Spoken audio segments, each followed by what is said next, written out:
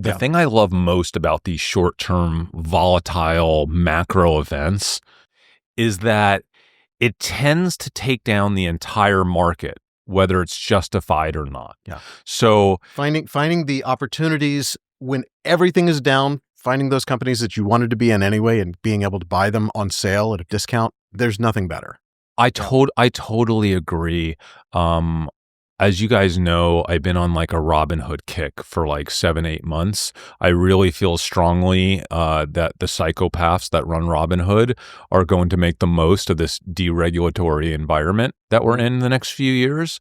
We haven't heard anything about deregulation. Our attention spans are so short. We hear tariff, and that's all we can think about. Yeah. We now do have the deregulatory president. We have the Bitcoin president. We have all these other things that were the top of mind like 2 weeks ago, and now all we talk about is tariffs. So I was in Robinhood pretty heavy, but then I was like, I didn't think the stock was going to go from 20 to 70 to 65 in like a few months. That really pissed me off because I was like wanting to like slowly. No, I was in it pretty heavy, but like I wanted to be in it even heavier. And now it's down to like 30, 31, 30, 30, whatever. And so, yeah, I'm doubling down. I'm finding money to get into the stocks that I really want to be in heavy. And this is just like a blessing, having this opportunity. There are companies like Amazon that have been down 9 weeks in a row. So, like one of my biggest themes the next decade is automation and robotics and efficiencies that will be brought to enterprise on a vast global scale. I cannot think of a company that's set up to benefit from that trend, even if they're not actually making the robots, which they are too, but to benefit from that trend more than Amazon. So yeah, I think there are huge opportunities right now, and you just have to like not get nervous with the short-term noise. Because like, let's be honest, none of us are in the market for the short term, right? Like, no, come on. We should, that would be insane. Mm-hmm. Like we're in this for our lifetime, right? And Dave, what's your approach right now with investing? I'm basically trying to not touch my portfolio as things are going down, other than to hedge a little bit, and then looking for those opportunities and doubling down on the stocks that I think are the ones that have the biggest opportunity. And it's the same stocks. We talk every day, so it's like hard to separate our two philosophies. But Robinhood, ever since they announced the gold card and they have productized now a bank where they're not a bank, but they get to have banking services. I just feel like they're so aggressive with trying to take wallet share that's a stock that I want to be in. And so I'm just looking for opportunities like that. Yeah. Tesla, I'm not letting the politics of Tesla cloud my judgment on Tesla as a robotics company. I don't care about their automotive division at all. They're a robot company. Now, speaking of Tesla, though, what are your thoughts on Elon Musk turning that a bit political, that now it seems like almost it's a statement if you drive a Cybertruck? It's terrible for Tesla, but could it get worse?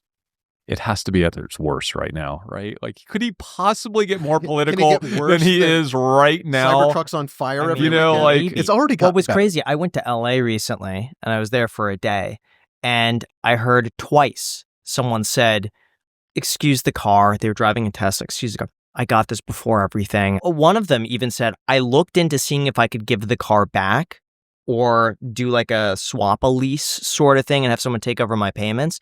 But there's like a penalty if you do that." I was thinking it's a great car. I mean, but like but that's a very LA. Yeah. It's not just LA. My friend in Florida has a Cybertruck.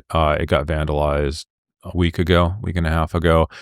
But it's going to be a volatile year for Tesla. That's just no way of getting around it. Like you either believe in the future of Tesla, FSD, and Optimus and robotics, because that's really all that matters for Tesla over the next decade, or you don't. And if you believe in that, you love the fact that they're having this volatile year, because again, it provides you with an opportunity. And us long-term Tesla investors are very used to the volatility. This is nothing. Seeing Apple drop like it did, and Amazon and every stock just tank, that's shocking to long-term investors of the kind of blue chips of the tech world. But getting it's not really surprising back in Tesla. Through the noise, guys, again, like the entire generation of young people are investors. for the first time in history, you have an entire generation where every single one of them, especially male, like every guy, like, I have coffee every morning with my dog, and like every other morning there's another random person walking up to me that's young and just wants to talk about stocks or crypto or whatever. Like, I'm like, people do not understand that literally every single person in that generation is investing for themselves through an app. When you look at Robinhood the next 2 to 3 decades, I truly believe they're in the pole position to be the largest financial institution on earth within 25 years. Like, and they're a $34 billion company today, which is nothing. I mean, they could theoretically 20x from here over the next 2 decades, if that thesis plays out. And it's a thesis that I don't even see.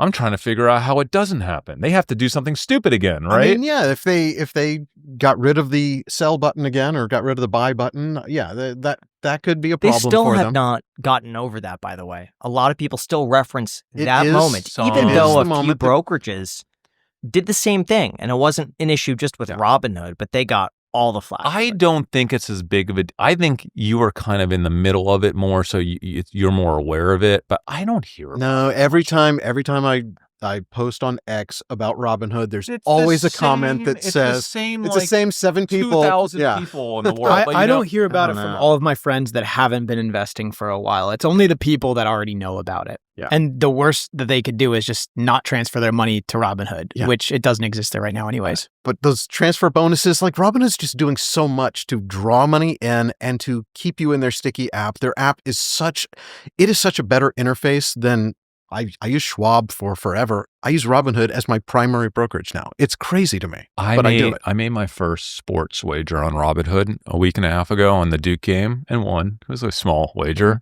but let me tell you, it was so enjoyable. It was so easy. They call it a prediction market.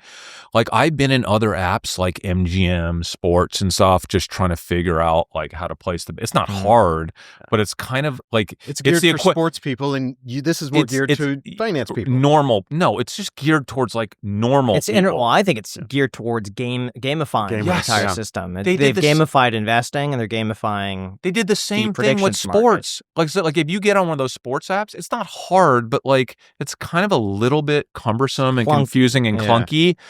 They're just good at the thing that actually matters. Well, they dumb it down. I've seen it where it's like, do you think market's going to go up or down? And it's just like red or green, and you pick one of them.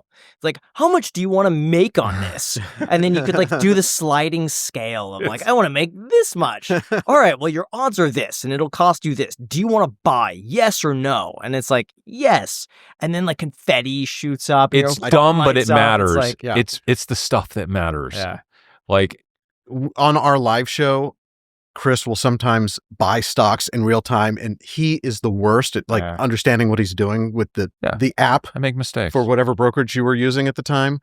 The experience on Robinhood, I was this morning half asleep trading options, but the interface just makes it so easy to roll your options down and just scroll and visually see what you're doing. And it's a better experience.